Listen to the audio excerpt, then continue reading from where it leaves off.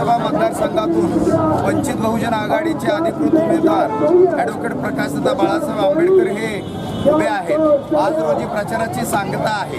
आम्ही ज्या वेळेला या मतदारसंघामध्ये सर्व विविध जाती समूहातील वंचित घटकांना सोबत घेऊन मतदारसंघाचा दौरा केला, त्यावेळेला 70 वर्षामध्ये त्रासलेले सर्व जाती समूह या वंचित बहुजन आघाडीमध्ये अतिशय सक्रियपणे काम करत आहे।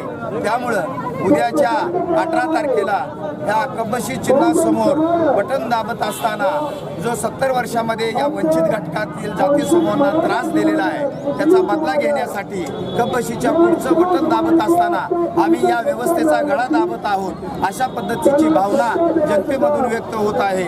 आणि बाळासाहेब या सोलापूर लोकसभा मतदारसंघातून चांगल्या पद्धतीनं निवडून येणार आहेत। तसेच काँग्रेसने आमच्यावर बी टीम म्हणून ज्यावेळेला प्रश्नचिन्ह लावलेलं आहे त्यावेळेला आमचा काँग्रेसला प्रश्न आहे की उत्तर प्रदेशमध्ये सपा बसपा हे निवडणूक रिंगणामध्ये असताना तुम्ही 80च्या 80 सीट यूपीमध्ये उभा केलेला आहे, म्हणजे या देशातील काँग्रेस हे टीम असावे असं आमचं म्हणणं आहे। आणि असं आम्ही समजतो की या देशामध्ये काँग्रेसनं सतत जातीवादाची भीती घालून इथल्या वंचित घटकांची मतं लुटण्याचा प्रयत्न केलेला आहे।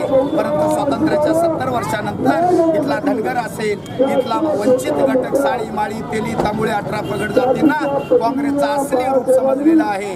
आणि बीजेपीने सेनेनं या देशामध्ये 4.5 वर्षामध्ये हा देश कर्जाच्या खाईमध्ये लोटलेला आहे आणि इथल्या युवकांना नागवलेला आहे आणि यांनी फक्त घोषणाचा पाऊस पाडलेला आहे।